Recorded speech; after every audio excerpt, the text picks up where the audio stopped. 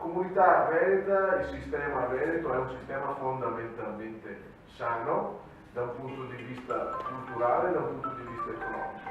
ma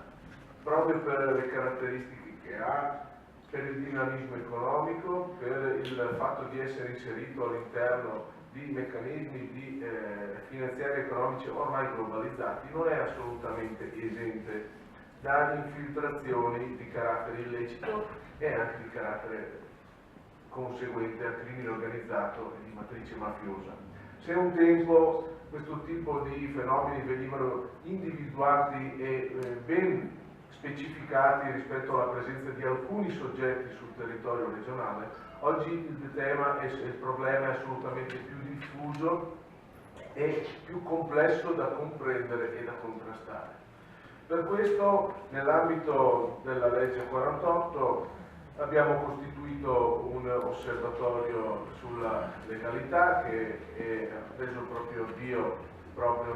in quest'anno e abbiamo avviato una serie di programmazioni di attività che vogliono coinvolgere e formare i pubblici amministratori ed in particolare nell'ambito delle competenze regionali, che è quella della organizzazione, della programmazione dell'attività delle polizie locali, appunto rivolto anche in particolare nei confronti delle nostre polizie locali.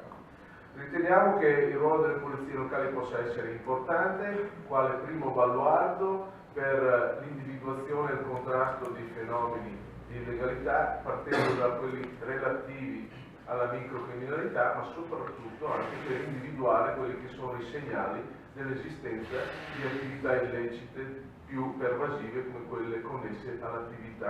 alle attività illecite da crimine organizzato. Nell'ambito di questi percorsi formativi abbiamo cercato di coinvolgere tutte le polizie locali regionali, tutti i nostri amministratori, e devo dire che la collaborazione con Avviso Pubblico sta sortendo degli effetti che riteniamo positivi, perché il fatto di riuscire ad avere una formazione è un elemento fondamentale per poter poi porre in essere dalle azioni di contrasto diretto o delle sinergie con le altre forze dell'ordine e con i rappresentanti della pubblica sicurezza a tutti i livelli. Ma soprattutto la formazione permette anche la diffusione di quello che è un elemento diffuso nell'ambito della pubblica amministrazione che deve divenire la cultura della legalità e una sorta di anticorpi, la creazione di una sorta di anticorpi nei confronti di pratiche che sfociano nell'illegalità, ma spesso si annidano in mancanza di chiarezza, mancanza di trasparenza, mancanza di efficacia dell'azione amministrativa e delle procedure. Ecco, noi riteniamo che occorra mettere in filiera tutti questi comportamenti. La legge 48 quindi detta e prevede un'ampia serie di politiche di intervento per contrastare il crimine organizzato sul territorio, promuovere la diffusione della cultura della legalità e la cittadinanza attiva. Sulla cittadinanza attiva mi permetto di fare un passaggio, ritengo che sia il vero obiettivo a cui noi dobbiamo tendere. Viviamo in tempi in cui l'individualismo imperversa e spesso ci sentiamo esonerati da una responsabilità diretta rispetto ai fenomeni che ci coinvolgono. Molto spesso ci limitiamo a una critica che diviene critica sterile, magari su mezzi di diffusione di informazioni come i social network, quando invece dobbiamo tutti sentirci coinvolti rispetto ad un percorso di contrasto e prevenzione dell'attività illecita, e quindi la creazione di un sentimento di cittadinanza attiva per noi rappresenta il vero elemento di contrasto che crea negatività alla possibilità di attecchire rispetto a comportamenti illeciti. Dicevamo prima, il Veneto è un territorio ancora fondamentalmente, una comunità, un sistema economico ancora fondamentalmente sano, ma non esente da infiltrazioni. I dati statistici ci dicono che abbiamo già oggi in Veneto circa 180 immobili confiscati rispetto a quanto provento di attività illecita, Abbiamo oltre 16.000 operazioni finanziarie segnalate come sospette e questi dati ci danno il senso di come occorra mantenere alta l'attenzione.